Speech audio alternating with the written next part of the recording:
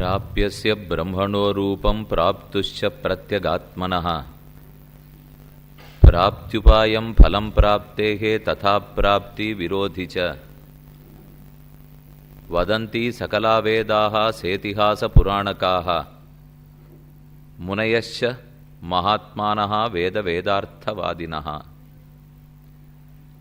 இந்த பிரமாணம் அர்த்த பஞ்சகத்தை பற்றி சொல்ல வந்தது. ஒரு ஜீவாத்மாவும் மோட்சம் அடைய வேணும் என்கிற ஆசை பிறந்து வைகுந்தத்தை என்றாவது ஒரு நாள் அடைகிறான். ஒரு ஜீவனும் தெரிந்து கொள்ள வேண்டிய 5 அர்த்தங்களை இந்த ஸ்லோகம் கூற வந்தது. இவற்றை பற்றின ஞானம் ஏற்பட்டால்தான் முக்தி கிடைக்கும். பிராப்யஸ்ய பிரம்மணோ ரூபம் பிராப்துஷ்ச பிரத்யகாத்மனः பிராப்த்யுபாயம் ஃபலம் பிராப்தேஹே ததா பிராப்தி விரோதி ச. இந்த 5மே இந்த ஸ்லோகத்தில் சம்ஸ்கிருதத்தில் இருக்கு. ஆனால் இந்த 5ஐத்தான் நம்மாழ்வார் தன்னுடைய திருவாய்மொழியில் ரொம்ப விசததமமாக அருளி செய்தார். இந்த 5ஐயும் தமிழில் சொல்கிற ஒரு அழகான பாசுரம் இருக்குது. எல்லாருக்குமே தெரிஞ்ச பாசுரம்தான். இது திருவாய்மொழி தனியன்களிலே ஒன்று. மிக்க இறைநிலையும் மெய்யாம் உயிர்நிலையும் தக்க நெறியும் தடையாகித் தொக்கியலும் ஊழ்வினையும் வாழ்வினையும் ஓதும் குறுகையர்கோன் யாழினிசை வேதத்தியல். மிக்க இறைநிலை பரமாத்மஸ்வரூபம், இறைவன் பகவான். அவனுடைய இயற்கையான தன்மை என்னன்னு தெரிஞ்சுக்கிறோம். அவருடைய ஸ்வரூபம் பிரம்மஸ்வரூபம், பரமாத்மஸ்வரூபம். இதை பற்றின ஞானம் அவசியம் வேணும். 2வது மெய்யாம் உயிர்நிலை, நாம்கிற ஜீவாத்மாவனுடைய ஸ்வரூபம். முதல்ல பரமாத்மஸ்வரூபம் அறிந்து அடுத்து ஜீவாத்மஸ்வரூபத்தை தெரிந்து கொள்ளுகிறோம். அந்த கிரமத்திலையும் இருக்கலாம். அல்லது முதல்ல நாம யாருன்னு தெரிஞ்சுட்டாத்தானே சுவாமி அவனை அறிந்து கொள்ள. அப்போ முதல்ல நம்ம தெரிஞ்சுப்போம், அதுக்கப்புறம் நமக்கு சுவாமி பகவான்னு புரிந்து கொள்ளுவோம். அப்போ பரமாத்மஸ்வரூபம் ஜீவாத்மஸ்வரூபம். அதுக்கப்புறம் இந்த ஜீவாத்மா எதை அடைய வேண்டும், அவனுக்கு புருஷார்த்தம் எது, எது பலம் என்கிற கேள்வி பிறந்தால் பலந்தான் பிராப்பியம், அதுதான் புருஷார்த்தம். பிராப்பியத்தை பற்றி நேத்திக்கு கூட இந்த கோஷ்டியில் சொல்லியிருக்கேன். ஐஸ்வர்யம் நமக்கு புருஷார்த்தமாக இருக்கலாம், கைவல்யங்கிற ஆத்மானுபவம் புருஷார்த்தமாக இருக்கலாம். இந்த 2ஐயும் தாண்டி பகவத் அனுபவம் புருஷார்த்தம் அப்படின்னு பார்த்தோம். அப்போ 3வது நாம் தெரிஞ்சுக்க வேண்டியது, நாம் ஜீவாத்மாவாச்சே, பகவானுக்கு அடிமையாயிற்றே, அவன்தான் சுவாமி, நாம் தாசர்களாயிற்றே. அப்போ நமக்கு எது புருஷார்த்தம்னு தெரிஞ்சுக்கிறது 3வது. கைங்கரியமே புருஷார்த்தம். பகவானை அனுபவிப்பது, அவன் குணங்களை அனுசந்தானம் பண்ணுவது, இவையே புருஷார்த்தம். இது 3வது அறிவு. அதுக்கப்புறம் 4வது, அந்த புருஷார்த்தத்தை தெரிஞ்சுக்கிறதுக்கு வழி யாது, அடைவதற்கு வழி என்ன. புருஷார்த்தம் வைகுந்தத்தை அடையிறது, கைங்கரியம் பண்ணுறதுன்னு சொல்கிறோம். அது என்ன சுலபமாக வாசலில் நிற்கிற வண்டியில் ஏறி போய் சேர்ந்து விடலாமா? அவ்வளோ சுலபமான வழி அதான் இருக்கா? நமக்கு வைகுந்தத்தை அடைவிக்கும் வழி உள்ளதா? அதான் உபாய ஞானம்னு சொல்லுவார்கள். உபாயம் பகவானை அடைவிக்கும் வழி. உப ஈயத்தே உப அயத்தே இது உபாய. உப சமீபத்தில், பலத்துக்கு சமீபத்தில் எது அழைத்து செல்லுகிறதோ அதுதான் உபாயம். நாம் ஒரு இடத்தை அடையணும்னு ஆசைப்படுறோம். அந்த இடத்துக்கு சமீபத்தில் எது நம்மளை கூட்டின்னு போகிறதோ அது உபாயம். நேற்றைக்கு பார்த்துருக்கோம், பக்தி ஒரு உபாயம், பகவானுடைய திருவடிகளே சரணாகதியே உபாயம். இந்த 2 தான் உபாயம் உண்டுங்கிறதையும் பார்த்தோம். இது 4வது விஷயம், பகவானை அடைவிக்கக்கூடிய வழி. அதுக்கப்புறம் 5, பெருமாளும் ரொம்ப ஆனந்தமயனாக இருக்கார், அவரை அனுபவிக்கிறது எனக்கும் ரொம்ப ஆனந்தமாக இருக்குது. அடைவிக்கிற வழியும் எதுன்னு தெரிஞ்சு போச்சு. அப்போ இத்தனை நாளும் அடையாமல் என்ன சுவாமி பண்ணிட்டு இருக்கோம்? நேற்றே அடைஞ்சிருக்கலாமே, போன ஜென்மத்தினுடைய முடிவிலேயே அடைந்திருக்கலாமே. ரொம்ப நாளாக அடைய ஒட்டாமல் விரோதிகள் தடுக்கின்றன. விரோதிகளை பற்றின ஞானம், விரோதி ஸ்வரூப ஞானம் ஐந்தாவது. அப்போ மிக்க இறைநிலை பரமாத்ம ஞானம், மெய்யாம் உயிர்நிலை ஜீவாத்ம ஞானம், தக்க நெறி, நெறிங்கிறது தான் உபாயன், பகவானை அடைவிக்கும் வழியை பற்றிய ஞானம், தடையாகி தொக்கியலும் ஊழ்வினை, ரொம்ப நாளாக நம்மளை அடைய ஒட்டாமல் தடுத்துன்னு இருக்கிற விரோதிகள், அதான் ஊழ்வினை. வாழ்வினை பகவானை அடைந்து அனுபவிக்கிற மொழியோ புருஷார்த்தம் பிராப்பியம். இந்த ஐந்த பற்றின அறிவு ஏற்பட வேண்டும். ஏற்பட்டால் தான் மோட்சத்தில் ஆசையே வரும். நாம் யாருன்னு தெரிஞ்சுக்காமல் தேகமே நாம்னு புரிஞ்சுட்டு இருந்தோம்னால் நிச்சயமாக நம்ம சரணாகதிக்கோ பக்திக்கோ வரப்போகிறதில்லை. முதல்ல இந்த தேகத்திலேருந்து ஆத்மா பிரிஞ்சு வெளியில் போகிறவர்னு தெரிஞ்சுட்டான்னா ஒரு இடத்துக்கு போகணுங்கிற புத்தியே வரும். ஏன்னா நம்ம கண்ணால் பார்த்துட்டு இருக்கிறதெல்லாம் இந்த பிறவி முடிந்தவுடன் தேகம் எரிக்கப்படுகிறது, அத்தோடு முடிஞ்சு போட்டோம். மற்ற சம்பிரதாயங்களும் அதுதான் பேசுறது. மறுபிறவியை ஒத்துக்கிறது இல்லை, கர்மங்களை ஏற்றுக்கொள்வதில்லை. இந்த பிறவி எடுத்திருக்கோம், இப்படியே முடிஞ்சு போட்டோம். தேகமே ஆத்மானு பலர் பேசுகிறாளோ இல்லையோ, தேகத்தை காட்டில் ஆத்மா வேறுபட்டவன்னு புரிஞ்சின்றால்தான் மோட்சத்துக்கு போகணுங்கிற ஆசை ஏற்படும். அதற்காக வேண்டிய முயற்சிகளை எடுப்போம். அப்போ இந்த பாசுரம் ரொம்ப முக்கியம். எல்லாரும் ஞாபகத்தில் வச்சுக்க வேண்டியது மிக்க இறை நிலையம், மெய்யாமுயிர் நிலையம், தக்க நெறியும், தடையாகி தொக்கியலும் ஊழ்வினையும் வாழ்வினையும் ஓதும் குறுகையர்கோன் யாழினிசை வேதத்தியல். இது அஞ்சையும் எவ்வளவு சுலபமாய் எவ்வளவு தெளிவாக நம்மாழ்வார் பாடி கொடுத்திருக்கார். அவர் பாடினது யாழினிசை வேதத்தியல். சம்ஸ்கிருத வேதத்தை தமிழாக்கி கொடுத்தார்.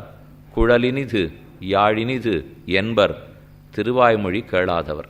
திருவாய்மொழியை ஒருத்தர் கேட்டுட்டார்னா அப்புறம் குழலினிது யாழினிதுன்னு சொல்ல மாட்டார். இதை காட்டிலும் தொண்டர் கமுதுண்ண சொல்மாலைகள் சொன்னேன் என் ஆழ்வாரே சாதிக்கிறார். பக்தாமிருதம் விஸ்வஜனானுமோதனம் சர்வார்த்ததம் ஸ்ரீ ஷடகோப வாங்மயம் சஹசிர சாகோபனிஷத் சமாகமம் நமாமியகம் திராவிட வேத சாகரம். தமிழ் வேதமாகவே திருவாய்மொழி கொண்டாடப்படுகிறது. அதில் இந்த 5 அர்த்தங்கள் இருக்குது. சுமாராக சில கேள்விகளாலே இந்த 5 என்னன்னு நேத்திக்கு நாம் பார்த்துருக்கோம். நேத்திக்கு வந்தவர்கள் ஞாபகப்படுத்தி கொள்க. இன்றைக்கு புதுசாக வந்திருக்கிறவர்களுக்காக 2 நிமிஷத்தில் நேத்திக்கு என்ன பார்த்தோங்கிறத மட்டும் சொல்லிவிடுறேன். எந்த நாடகம் நீங்கள் பார்க்க போனீங்கனாலும் நேத்திக்கு என்ன பார்த்தீங்கன்னு முதல் 5 நிமிஷம் ஓட்டுறானோ இல்லையோ, அதுக்கப்புறம் தானே அடுத்தது நாடகம் என்னன்னுட்டு. இதெல்லாம் நன்னா ஞாபகம் இருக்கிற நாடகத்துக்கே இது பாடுனா, இது கேட்டுட்டு வாசலில் போகிறச்சேவே மறந்து போயிடும். இங்கே உட்காந்து கேட்டுன்னு இருக்கிறச்சே நன்னா புரியிறாப்புல இருக்கும். ஆனால் வாசலில் போய் நீங்கள் வண்டியை கலப்புறதுக்குள்ளே என்னமோ சொன்னார், நிறையா சொல்லியிருந்தார், ஆனால் என்ன சொன்னார்னு யோசிச்சு பார்த்தா ஒன்றும் ஞாபகம் வரலே. வரும், ரொம்ப விஷயத்தை ஞாபகம் வச்சுக்கணுங்கிற தேவையும் கிடையாது. இப்போ நேத்திக்கு உபன்யாசம் 2.5 மணி நாழி நடந்ததே. சுவாமி என்ன ஞாபகம் வச்சுக்கணும்? ஒரே வார்த்தை கேட்டால் திருவடிகளே கதி என்று ஞாபகம் வைத்து கொள்ள வேண்டும். மற்றபடி எது ஞாபகம் இருக்குது எது மறைந்து போச்சு ஒரு பிரயோஜனம் இல்லை. என்ன நகி நகி ரக்ஷதி டுக்குருங்கரணே, வியாக்கரணமோ மீமாம்சையோ தர்க்கசாஸ்திரமோ நீ போகிற காலத்துக்கு உனக்கு துணைக்கு வரவே வராது. ஆதிசங்கர பகவத்பாதர் ரொம்ப ஆச்சரியமாக தெரிவிக்கிறார். நகி நகி ரக்ஷதி டுக்குருங்கரணே. டுக்குருங்கரணின்னா சிவபெருமான் டமருங்கிற உடுக்கை வாத்தியத்தை வச்சுன்னு இப்படி தட்டினார். அவர் தாண்டவம் ஆடுகிறார் இல்லையோ, அந்த சமயத்தில் கையில் இருக்கிற ஒரு டமரு உடுக்கையை வாசிச்சாராம். அதில் இருக்கிற கல் பட்டு பட்டு கடகடகடான்னு எழுத்துக்கள்லாம் பிறந்தது. ஐ உணு ரிலுக்கு ஏ ஓங் ஐ யவுச் ஜபைங் ஜபகடதஷ் அப்படின்னு வரிசா எழுத்துக்கள் பிறக்கிறது. இந்த எழுத்துக்களை வச்சுன்னு வியாக்கரணமாச்சு, மீமாம்சையாச்சு, தர்க்கசாஸ்திரம் ஆச்சு. நெருடியாக சம்ஸ்கிருதத்தை வாசித்து ஓஹோன்னு தர்க்கம் பண்ணுற சாமர்த்தியம் இருக்கிறவர் சங்கர பகவத்பாதருக்கு இனி ஒரு குறைச்சல் இல்லை.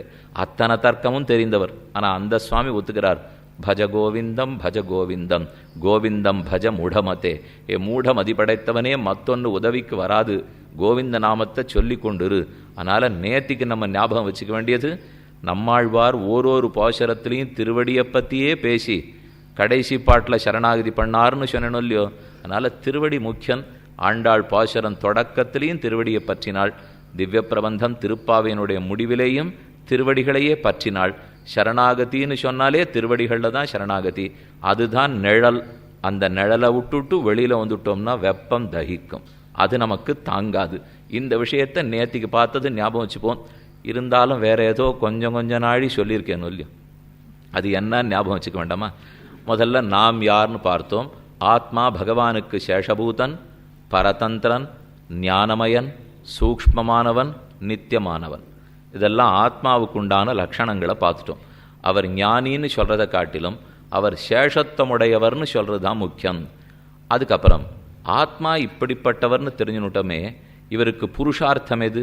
நான் யாருன்னு தெரிஞ்சுனுட்டேன், பகவத் தாசன். அப்போ எனக்கு புருஷார்த்தம் என்ன? சுவாமிக்கு கைங்கரியம் பண்ணுதல் புருஷார்த்தம்.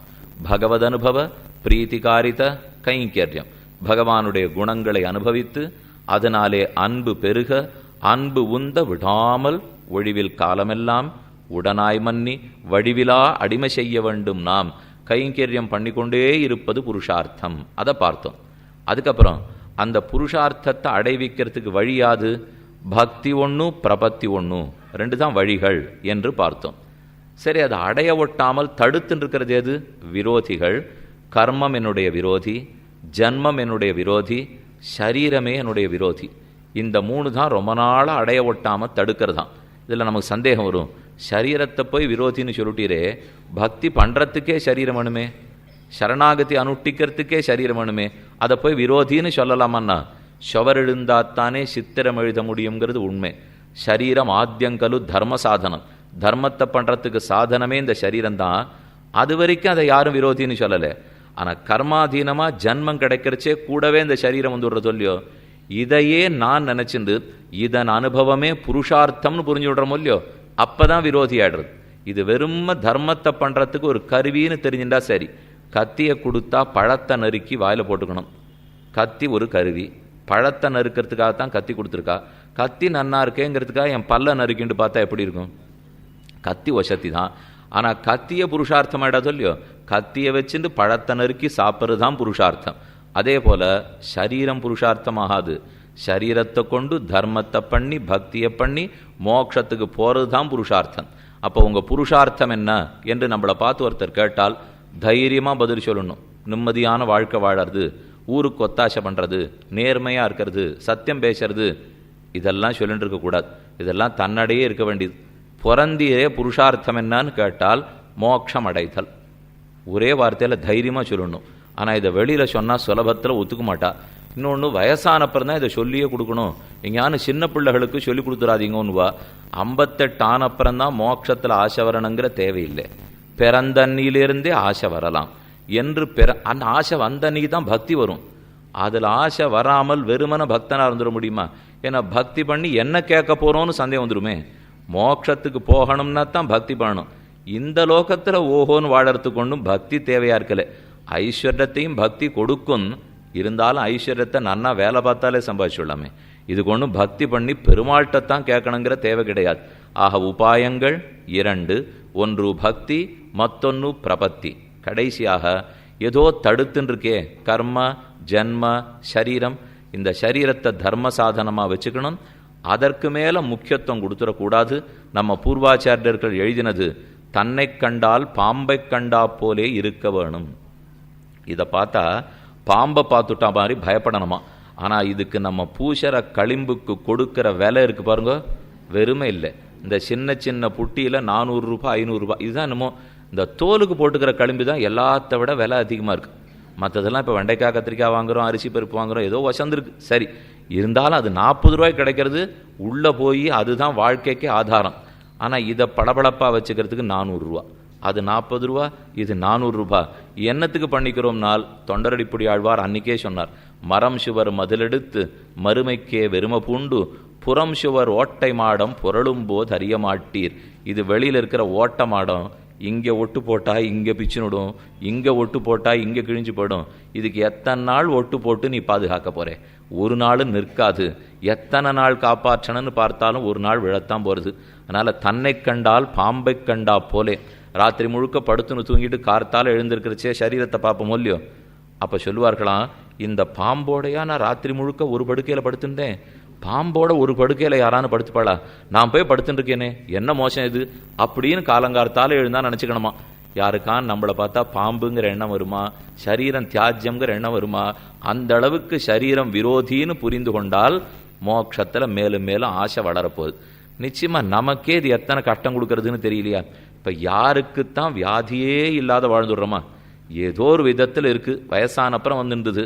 இப்போல்லாம் சீக்கிரமே வந்துவிடுறது. அப்போல்லாம் 50-60 வயசு ஆகிடுதுன்னா சரி மொத்தமாக போய் ஒரு பரிசோதனை சாலையில் பரீட்சை பண்ணி வாங்குவோன்னுவா. இப்போல்லாம் 25-30க்கே மொத்தம் உடம்பு முழுக்க பரீட்சை பண்ணிங்கோ, என்னென்ன வியாதி இருக்குதுன்னு தெரியலேன்னு ஆரம்பிச்சுட்டோம். அப்போ சரீரம்ங்கிறது நமக்கே தெரியுது. இங்கிருந்து வைகுந்தத்துக்கு போகிறதுக்கு விரோதி சரீரம் எதனால வந்தது? ஜென்மம் எடுத்தபடியால். ஜென்மம் எதனாலே? கர்மத்தின் படியாலே.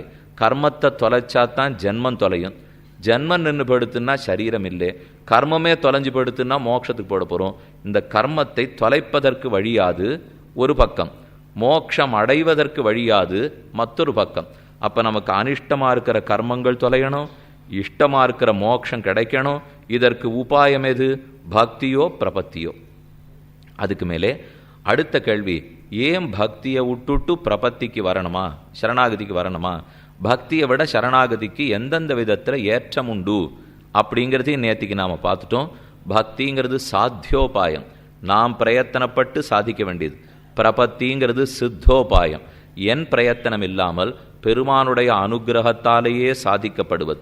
அதனால் என்ன, இப்போ நான் பிரயத்தனப்படக்கூடாதான்னா, நான் என்னை ரட்சித்து கொள்ள பிரயத்தனப்பட்டால் அது பெருமானை தடுத்துடுறது. மேலும் என்னை நானே ரட்சிக்கிறதுக்கு பிரயத்தனப்பட்டால் ஒரு சுவாதந்திரியம் வந்துவிடுறது இல்லையோ. என்னுடைய ஸ்வரூபம் பரதந்திரனாக இருக்கிறது, பாரதந்திரமே ஸ்வரூபம்னு பார்த்தோம். சட்டுன்னு ஞாபகப்படுத்திங்கோ, சுதந்திரன்னா என்ன, பரதந்திரன்னா என்னன்னு சொல்லியிருக்கேன். தானே தனக்கு பிரதானமாக இருந்தால் சுதந்திரன், பகவான் எனக்கு பிரதானமாக இருந்தால் நான் பரதந்திரன். எனக்கு நான் முக்கியமா, அப்போ நான் சுதந்திரன். எனக்கு பெருமாள் முக்கியமா, அப்போ நான் பரதந்திரன். அவர் தான் என்னை ரட்சிக்கணும்னு ஆன பிற்பாடு, அவருக்கு நான் தாசன் ஆன பிற்பாடு என்னை ரட்சிச்சுக்கிறதுக்கு நான் முயற்சி எடுக்கக்கூடாது இல்லையோ. 2 விஷயம் நாம் பார்த்துருக்கோம். ஒன்று சேஷத்துவம், மற்றொன்று பாரதந்திரியம். சேஷத்துவங்கிறது அடிமைத்தனம், பாரதந்திரியங்கிறது அவனையே எதிர்பார்த்திருக்கை, தன்னை ரட்சித்து கொள்ள தான் முயற்சி இல்லாமல் இருக்கை. இதைத்தான் சேஷத்துவத்துக்கு பிரயோஜனம் ஸ்வப்பிரயோஜன நிவிருத்தி என்னும், பாரதந்திரத்துக்கு பிரயோஜனம் ஸ்வப்பிரவிற்த்தி நிவிருத்தி என்னும் சொல்லுவார்கள். நான் பரதந்திரன்னு தெரிஞ்சுப்படுத்தினால் என்னை ரட்சிச்சுக்கிற முயற்சியில் நான் ஈடுபடக்கூடாது. நான் சேஷத்துவமுடையவன்னு தெரிஞ்சு கொடுத்துனா அப்போ என் பிரயோஜனத்துக்காக நான் வாழக்கூடாது, பகவானுடைய பிரயோஜனத்துக்கு தான் வாழணும். இந்த புஷ்பம் எப்படி எனக்காகவே இருக்குமோ, சந்தனம் எப்படி நமக்காகவே இருக்குமோ, வீடு எப்படி நமக்காகவே இருக்குமோ, ஜீவாத்மாவும் பகவானுக்காகவே இருக்க வேண்டும். அவன்தான் பிரயோஜனமாக இருக்க வேண்டும். அப்போ சேஷத்துவம் பாரதந்திரியம் ஸ்வரூபம்னு தெரிஞ்சுனுட்டால் அந்த ஸ்வரூபத்துக்கு எதிராக நானே பகவான் அடையிற முயற்சி எடுக்க முடியுமா? சொத்து முயற்சி எடுக்காது. சொத்தை ரட்சிக்கிற முயற்சி சுவாமி தான் எடுக்கணும்னு நேற்றே பார்த்தோம். ஆகையால் இது ஸ்வரூபத்துக்கு விரோதமாக படுறது. நாம் பக்தி பண்ண வந்தோம், சாத்தியோபாயத்தை பிடிச்சிட்டோம்னா நம் ஸ்வரூபத்துக்கு அது ஏற்றதாக இருக்க மாட்டேங்கிறது. 2வது கஷ்டம், ரொம்ப நாள் கழித்து மோட்சம் கொடுக்கறது. நாள் இல்லை, பல பிறவிகள் கழித்து. பக்தி யோகத்தின் மூலம் மோட்சத்துக்கு போனோம்னா என்னைக்கு பிராரப்த கர்மங்கள் அத்தனையும் தொலையுமோ அப்போ தான் முக்தி கிடைக்கும். ஆனால் சரணாகதிக்கு தேகாவசானே முக்தி சியாது. சரணாகதி பண்ண பிறவியின் கடைசியில் மோட்சம் கிடச்சிரும். இப்போ இந்த பிறவியில் சரணம்னு சொல்லட்டுமா, அப்போ இந்த ஜென்மத்தின் இறுதியிலேயே மோட்சம் கிடச்சிட போகிறது. அதனால் அது ஒரு வேறுபாடு. அதுக்கப்புறம் இன்னொன்று இருக்குது, பக்தி யோக நிஷ்டன் மரணப்படுக்கை வரையில் அந்திம ஸ்மிருதி வேணும். கடைசி நிமிஷத்தில் கூட பகவானை நினச்சின்னு தான் உயிரை விடணும். ஆனால் சரணாகத்தனுக்கு அது தேவை கிடையாது. நமக்கு பதில் வராக பெருமானே நினச்சுனுடுறார். ஸ்திதே மனசி ஸ்வஸ்வஸ்தே ஷரீரே சதியோ நரஹ தாத்து சாம்யே ஸ்திதே ஸ்மர்த்தா விஸ்வரூபஞ்ச மாமஜன் ததஸ்தம் ரியமானந்து காஷ்டபாஷான சந்நிபம் அகம் ஸ்மராமி மத்பக்தம் நயாமி பரமாங்கத்திம். நாம மறந்து போயிட்டா கூட பெருமாள் ஞாபகத்தில் வச்சுனுடுறார். இதை போல இருக்கிற பல வேறுபாடுகள். பக்தியை காட்டிலும் பிரபத்திக்கு ஏற்றம் கொடுத்துடுறது ரொம்ப சுலபமாக இருக்குது, எளிதாக இருக்குது, ஸ்வரூபத்துக்கு ஏற்றதாக இருக்குது, சீக்கிரம் மோட்சம் கொடுத்துடுறது. அதுவும் கடைசி நிமிஷத்தில் என் சிந்தனையை எதிர்பார்க்காமலே மோட்சம் கொடுத்துடுறது. ஆகவே பிரபத்திக்கு வருகிறோம். இதையும் பார்த்துட்டோம். அதுக்கப்புறம் சரணாகதிக்கு என்னென்ன நியமங்கள் உண்டு, யாரெல்லாம் அதிகாரிகள், சர்வரும் அதிகாரிகள். இன்னார் இணையாருங்கிற வாகுபாடு இல்லை, யார் வேணா சரணாகதி பண்ணலாம். எங்கே கண்டோம், கஜேந்திரம்ங்கிற யானை சரணாகதி பண்ணியிருக்கார், திரௌபதி என் பெண்ணு சரணாகதி பண்ணியிருக்கிறாள், ராட்சசனான விபீஷணன் சரணாகதி பண்ணியிருக்கான், ஆழ்வார்கள் அனைவரும் ஆச்சாரியர்கள் அனைவரும் பண்ணியிருக்கா. அதனால் வேறுபாடே இல்லை, அனைவரும் சரணாகதி பண்ணுவதற்கு அதிகாரிகள். அடுத்து தேச நியமம் உண்டா? இந்த தேசத்துல தான் பண்ணணுமான்னா, ராமன் எங்கேயோ வந்திருக்கிற இடத்துலன்னா வந்து விபீஷணன் சரணாதி பண்ணிட்டான். எந்த கோவிலுக்கு வேணா போய் பண்ணலாமே, இருக்கிற இடத்துலேருந்தே பண்ணலாமே. ஆகவே தேச நியமமும் கிடையாது. கால நியமம் உண்டோன்னா இல்லையே. திரௌபதி ஸ்நாத்தையாயன்னே பிரபத்தி பண்ணித்துன்னு எழுதியிருக்கார். திரௌபதி குளிக்காமல் இருந்த காலத்தில் சரணாகதி பண்ணியிருக்கிறாள். சாமானிய குளிக்காமல் இருந்தன்னு வச்சிருந்தாலும் சரி, அல்லது மாதந்தோறும் இருக்கும் 3 நாள் குளிக்காமல் இருக்கிறாளே அந்த சமயத்திலேன்னு கூட அர்த்தம் கூறுவார் உண்டு.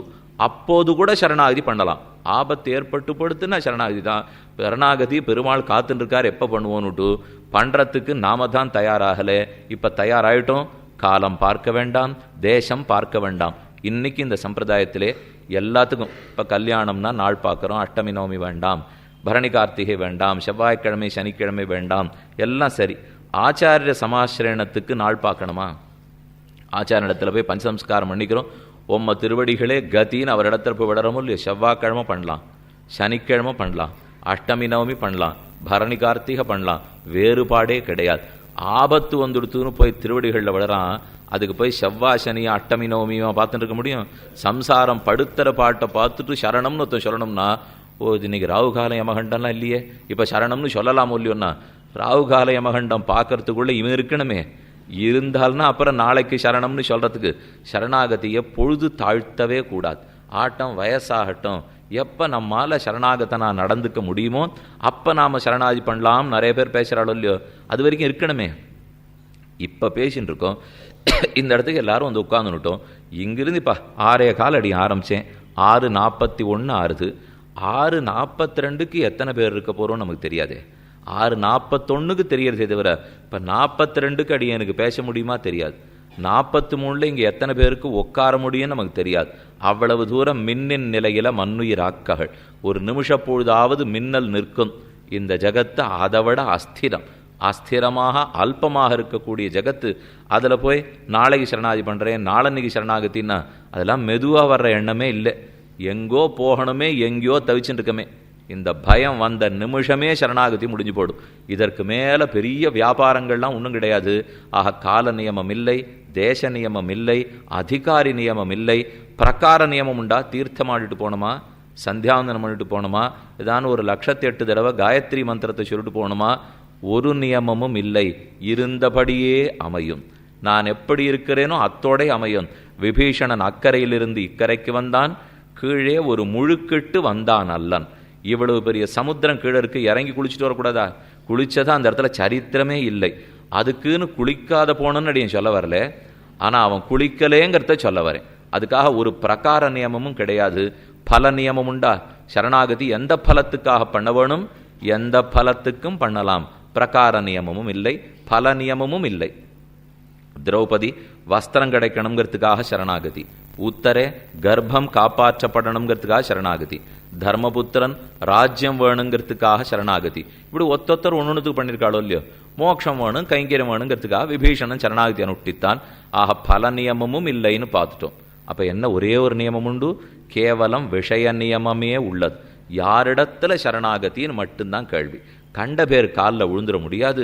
பகவான் ஸ்ரீமன் நாராயணன் ஸ்ரீயப்பதி, லக்ஷ்மிகாந்தனான் எம்பெருமான் விஷ்ணு, அவ்வெம்பெருமானுடைய திருவடி தாமரைகளையே பற்ற வேண்டும். இதுதான் அதிகாரி நியமம் இல்லைங்கிறத பார்த்துட்டோம். சரி, ஒரு அதிகாரி நியமும் இல்லைங்கிறீரா? அப்போ யார் வேணா பண்ணலாமா? இப்போ நாங்கள் ஆரம்பிச்சுடலாமான்னா அப்போ தான் 3 தேவை வந்தது. பிறப்பால் நியமம் இல்லை, படிப்பால் நியமம் இல்லை, எல்லாம் வாஸ்தவம் தான். ஆனால் மற்றொரு தேவை இருக்கு. யார் சரணாகதிக்கு அதிகாரி? ஸ்வரூப ஞானம் வந்திருக்கிறவன் தான் அதிகாரி. நாம் பகவானுக்கு சேஷபூதன், பகவானுக்கு பரதந்திரன் என்கிற அறிவு யாருக்கு வந்துடுத்தோ அவன் தான் அதிகாரி. அப்போ ஆத்ம ஜானம் இல்லாமல் சரணாகதி பண்ண வரவே மாட்டான். எதுக்கு வரப்போறான்னு சொல்லுங்க? நான் ஆத்மானே தெரிஞ்சுக்கல, பகவானுக்கு அடிமைன்னே புரிஞ்சுக்கலன்னா நான் போய் அவன் திருவடியை பிடிப்பேனா? மாட்டேனோ இல்லையோ. அதனால ஸ்வரூப ஜானம் ஆத்ம ஜானம் இருந்தால் தான் அதிகாரம். 2வது தேவை இருக்கு. அதோட அல்ல, பயம் இருக்கணும், சோகம் இருக்கணும். சோகம் இருந்தால் தான் சரணாகதிக்கே வருவான். இந்த ஸ்லோகம் எல்லாரும் தெரிஞ்சது தானே. சர்வதர்மானு பரித்யஜ்ய மாமேகம் சரணம் விரஜ, அகம் துவா சர்வ பாபேபியோ மோக்ஷயிஷ்யாமி மாசுச்சாஹா. கண்ணன் அர்ஜுனனை பார்த்து சோகப்படாதேன்னு சொல்கிறார். யாரானோ ஒருத்தர் நன்னா சிரிச்சுட்டே இருக்கிறவளை பார்த்து, சுவாமி தயவுசெய்து அழாமல் இருக்கீடா இப்படின்னு நான் சொன்னேன்னா அவர் கோவிச்சுன்னு விடுவோம் இல்லையோ. நான் நல்லா சிரிச்சுன்னு தானே இருக்கேன், என்னை பார்த்து எதுக்கு அழாமல் இருக்கலான்னு சொல்கிறீள்? அழுதுன்னு இருக்கிறவனை பார்த்து தான் அழாதேன்னு சொல்லணும், குதிச்சுன்னு இருக்கிறவனை பார்த்து தான் உன் குதிக்காதே நில்லுன்னு சொல்லணும். ஆடிண்டே இருப்பா சில பேர், அப்படி இருக்கிறவளை பார்த்து தான் ஆடாதே ஒரு இடமா நில்லு அப்படின்னு சொல்லணும். சோகப்படுறவனை பார்த்து தான் சோகப்படாதேன்னு சொல்லணும். இப்போ அர்ஜுனன் சோகப்பட்டு இருக்கான்னு தெரிஞ்சுதா? மாமேகம் சரணம் விரஜ, என் திருவடிகளிலே சரணாகதி பண்ணு, சோகப்படாதே என்று கண்ணன் சொல்றதா இருந்தா, அப்ப சரணாகதிக்கு முன்னாடி அர்ஜுனன் சோகப்பட்டு இருந்தார், சரணாகதி நடந்தது, சோகப்படாதேன்னு அர்த்தம். அப்ப சோகம் சரணாகதிக்கு அதிகாரம். சரணாகதி ஆன பிற்பாடு சோகம் போயிடுறது தான் பயன். இப்போ உபன்யாசத்துக்கு வந்திருக்கீள், வரும்போது சரணாகதியை பற்றி நிறைய சந்தேகங்கள்லாம் இருந்தது. அப்போ இந்த உபன்யாசத்துக்கு வரத்துக்கு என்ன அதிகாரம்? யாரானு உயரமாக இருக்கணும், குள்ளமாக இருக்கணும், வெளுப்பாக இருக்கணும், ஆணாக இருக்கணும், பெண்ணாக இருக்கணும்னு பலகையில் போட்டாளா? ஒன்றும் இல்லை, எல்லாருக்கும் அதிகாரம் உண்டு.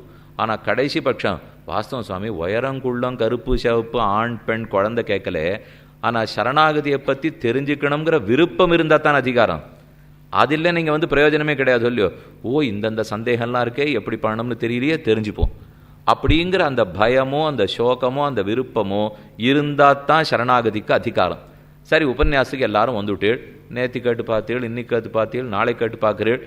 4 நாள் கேட்டு முடிச்சுட்டு வெளியில் போகிறச்ச யாவது எந்த சோகத்தோடு வந்தீங்களோ அந்த சோகம் போகணும் இல்லையோ. நீங்கள் வரச்சே இருந்த சோகத்தை விட 4 நாள் கேட்டு முடிச்ச அப்புறம் போகிறச்ச அதிகமாக சோகம் இருந்ததுன்னா, சுவாமி இவர் அடுத்த தரம் கூப்பிடவே வேண்டாம், நாங்கள் முன்னாடியே தேவலை போல் இருக்கு, இருக்கிற சந்தேகங்கள்லாம் வலுத்துப்படுத்தணும். அப்போ சோகம் இருந்தால் அதிகாரம், பயம் இருந்தால் அதிகாரம். கேட்டு முடித்த உடனே பயம் போயிடணும், அதானே பயன். பயத்தோடு வந்தேன் கேட்டேன், பயம் படுத்து. சந்தேகத்தோடு வந்தேன் கேட்டேன், சந்தேகம் படுத்து. சோகத்தோடு வந்தேன் கேட்டேன், சோகம் படுத்து. கேட்டேங்கிறத மாற்றிங்கோ, சரணாகதின்னு வச்சுங்கோ. பயத்தோடு வந்தேன் சரணம்னு சொன்னேன், பயம் படுத்து. சோகத்தோடு வந்தேன் சரணம்னு சொன்னேன், சோகம் படுத்து. சோகம் போடணும்னு கண்ணன் சொல்கிறாரோ இல்லையோ. நான் சரணம்னு பகவானிடத்தில் சொல்லிட்டு அதுக்கப்புறமும் சோகப்பட்டுட்டே இருந்தால் நியாயமாக இருக்குமா? அவரே சோகப்படாதேன்னு சொல்லும்போது நான் சோகப்பட்டா அப்போ ஒன்றும் நான் பைத்தியன்னு அர்த்தம், இல்லைன்னா பெருமானிடத்தில் எனக்கு நம்பிக்கை இல்லைன்னு அர்த்தம். இந்த ரெண்டில் ஒன்று தான் நடக்கும். அவரிடத்துல நம்பிக்கை இருந்ததுன்னா என்னுடைய சோகம் போயிடணும் இல்லையோ. அப்போ சரணாகதிக்கு அதிகாரம் சோகம், சரணாகதிக்கு பலம் சோக நிவிருத்தி. இதையும் பார்த்துட்டோம். இதுக்கு மேலே ஒன்று தான் கடைசியாக சொல்லிட்டு இருந்தேன், இன்னொரு முக்கியமான அதிகாரம் ஆகிஞ்சன்யம் அனன்ய கதித்வம். சரணாகதனுக்கு ஏது அதிகாரம்? அகிஞ்சனாக இருக்க வேண்டும், அகதியாக இருக்க வேண்டும். இப்படி வச்சுக்கலாமா? சரணாகதிக்கு என்ன அதிகாரம் என்ன அதிகாரம்னு கேட்டு இருந்தாரோ இல்லையோ. சட்டுன்னு சுலபமாக பதில் சொல்லணும்னா, எந்த அதிகாரமும் இல்லாமல் இருக்கிறது தான் அதிகாரம். அதுதான் இப்போ சரணாகதிக்கு தகுதியே. சுவாமி சரணாகத்தனன் ஆகணும், என்ன தகுதி வேணும்னா, வேற ஒரு தகுதியும் இல்லைன்னு புரிஞ்சுனுட்டீர்னா நீர் தான் தகுதி படைத்தவர். வேற ஒரு தகுதி என்கிட்ட இல்லை, கர்மயோகமும் இல்லை, ஞான யோகமும் இல்லை, பக்தி யோகமும் இல்லை, எதுவும் இல்லையா? அப்போ நீயே உபாயம்னு வரமோ இல்லையோ. ஆண்டாள் பாசுரத்தில் கரவகள் பிஞ்சென்னு காணம் சேர்ந்து உண்போம் அறிவொன்றுமில்லாத ஆய்க்குலத்து. அறிவில்லாத, அறிவொன்றில்லாத, அறிவொன்றும் இல்லாத. அறிவில்லாதன்னா கர்மயோகம் இல்லாதன்னு அர்த்தம். அறிவொன்றில்லாதன்னா ஞான யோகம் இல்லாதன்னு அர்த்தம். அறிவொன்றும் இல்லாதன்னா பக்தி யோகமும் இல்லாதன்னு அர்த்தம். கர்ம ஞான பக்தி யோகங்கள் ஒன்றும் இல்லை. அந்த அதிகாரம் இருந்ததுன்னா அதை உபாயமாக பற்றி மோட்சத்துக்கு போடலாம். அந்த அதிகாரம் இல்லையோ இல்லையோ, அதனால தானே பெருமானுடைய திருவடிகளே உபாயம்னு வருகிறோம். அப்போ மோட்சத்தை அடைவிக்கும் மற்றொரு உபாயம் என்னிடத்தில் இல்லை, உன் திருவடிகளே உபாயம். இதுதான் ஆகிஞ்சன்யம். ஆகிஞ்சனஹ, கிஞ்சித் சிறிது, கிஞ்சனன் சிறிது உள்ளவன், ஆகிஞ்சனன் சிறிதுமில்லாதவன். நம் கையில் நோன்போ கர்ம ஞான பக்தி யோகங்கள் இல்லை. இது இருந்தால் தான் சரணாகதி பலிக்கும். கொஞ்சம் கர்மயோக ஞான யோக பக்தி யோகத்தையும் பிடிச்சிருந்து இன்னொரு பக்கத்துக்கு பெருமாள் திருவடியும் பிடிச்சிருந்து நீரும் கொஞ்சம் ஒத்தாசை பண்ணும், நானும் கொஞ்சம் முயற்சி பண்ணிக்கிறேன், 2 பேரும் சேர்ந்து சாதிச்சு விடலாமா? கூட்டு முயற்சி, கூட்டு வியாபாரம் பண்ணுறாளோ இல்லையோ. 2 பேர் கூட்டாளிகள் இருப்பா, அவர் 50%, இவர் 50%, பணத்தை போடுவா, வேலையை ஆரம்பிப்பா. அதை போல் சரணாகதியிலையும் அவரை பாதி கூப்பிட்டுப்போம், நம்மளை பாதி கூப்பிட்டுப்போம். நம்ம முயற்சி நாம் பண்ணுவோம், அவர் முயற்சி அவர் பண்ணட்டுமான்னா கிட்டக்கே வரமாட்டார் பெருமாள். என்னைக்கு நம்ம முயற்சி இல்லை நாம் ஒத்துக்கிறோமோ அன்னைக்குத்தான் பகவான் வருவார். இது கஜேந்திரனிடத்தில் தெளிவுபட்டது. கஜேந்திர ஆழ்வான் 1000 வருஷம் போராடினார். கிராக ஆகர்ஷத்தே ஜலே, கஜ ஆகர்ஷத்தே தீரே. யானை பிடித்து நிலத்தில் இழுக்கிறது, முதல பிடித்து ஜலத்தில் இழுக்கிறது. முதல் நிமிஷமே ஓ மணிவண்ணா நாகனையாய் வாராயன் ஆரிடர நீக்காய்னு கூக்குரல் இட்டிருக்கலாம். 1000 வருஷம் அவர் போராடி பார்த்தார். அது வரைக்கும் பெருமாள் பொறுமையா நிற்கிறார் வைகுந்தத்திலே. பிராட்டி கேட்கிறா, என்ன உம்ம பக்தன் இவ்வளவு போராடின்னு இருக்கான், போகக்கூடாது. அவன் கூப்பிடலையே, அவன் கூப்பிட்ட உடனே போறேன். அவன் கூப்பிட்டாத்தான் நீர் போகணுமா? கூப்பிட்டாத்தான் போகணும்னு நான் சொல்லலை, ஆனா கூப்பிட்ட அப்புறம்தான் போகணும்னார் அவர். இது ரெண்டுத்துக்கும் பெரிய வித்தியாசம் இருக்கு. கூப்பிடணும்னு பெருமாள் எதிர்பார்க்கிறார்னு சொல்ல வேண்டாம், ஆனா கூப்பிடாத இருக்கிறச்சே வந்துட்டார்னா நாம தடுத்துடுவனோன்னு பயப்படுகிறான் எம்பெருமான்.